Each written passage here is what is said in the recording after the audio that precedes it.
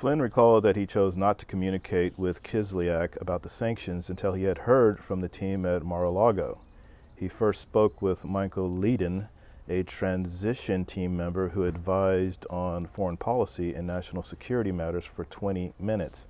Flynn then spoke with Michael Farland for almost 20 minutes to discuss what, if anything, to communicate to Kislyak about the sanctions. On that call, McFarland and Flynn discussed sanctions, including their potential impact on the incoming Trump administration's foreign policy goals. McFarland and Flynn also discussed that transition team members in Mar-a-Lago did not want Russia to escalate this situation. They both understood that Flynn would relay a message to Kislyak in hopes of making sure the situation would not get out of hand. Immediately after speaking with McFarland, Flynn called and spoke with Kislyak. Flynn discussed multiple topics with Kislyak, including the sanctions, scheduling a video teleconference between President-elect Trump and Putin, an upcoming terrorism conference, and Russia's view about the Middle East. With respect to the sanctions, Flynn requested that Russia not escalate the situation, not get into a tit for tat, and only respond to the sanctions in a reciprocal manner. Multiple transition team members were aware that Flynn was speaking with Kislyak that day.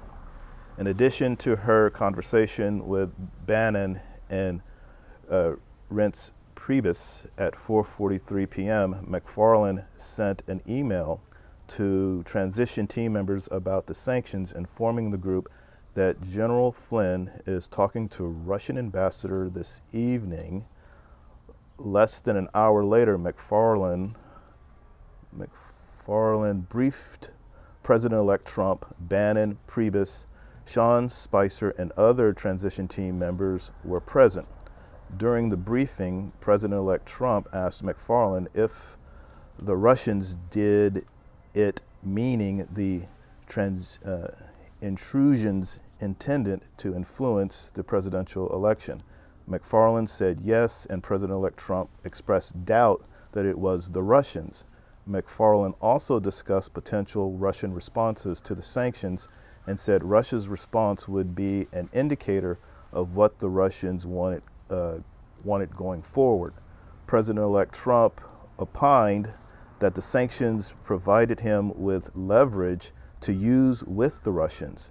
McFarland recalled that at the end of the meeting, someone may have mentioned to President-elect Trump that Flynn was speaking to the Russian ambassador that evening. After the briefing, Flynn and McFarland spoke over the phone. Flynn reported on the substance of his call with Kislyak, including their discussions of the sanctions.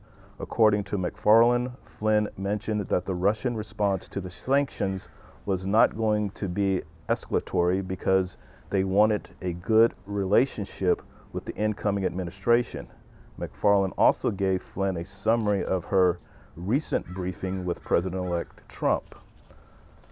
The next day, December 30th, 2016, Russian Foreign Minister Sergei Lavrov remarked that Russia would respond in kind to the sanctions. Putin superseded the comment 2 hours later, releasing a statement that Russia would not take retaliatory measures in response to the sanctions at that time. Hours later, President-elect Trump tweeted, "Great move on daily by V. Putin." Shortly thereafter, Flynn sent a text message to McFarland summarizing his call with Kislyak from the day before, which she emailed to Kushner, Bannon, Priebus, and other transition team members. The text message and email did not include sanctions as one of the topics discussed with Kislyak. Flynn told the office that he did not document his discussion of sanctions because it could be perceived as getting in the way of the Obama administration's foreign policy.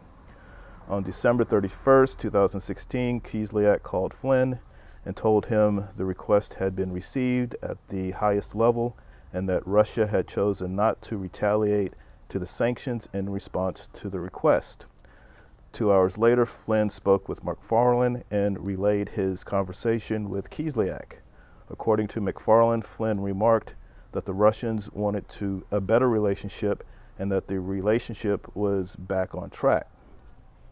Flynn also told McFarlane that he believed his phone call had made a difference. McFarlane recalled congratulating Flynn. In response, Flynn spoke with other transition team members that day, but does not recall whether they discussed the sanctions.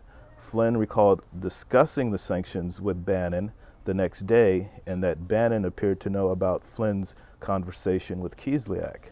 Bannon, for his part, recalled meeting with Flynn that day, but said that he did not remember discussing sanctions with him. Additionally, information about Flynn's sanctions-related discussions with Kislyak and the handling of those discussions by the transition team and the Trump administration provided in Volume 2 of this report.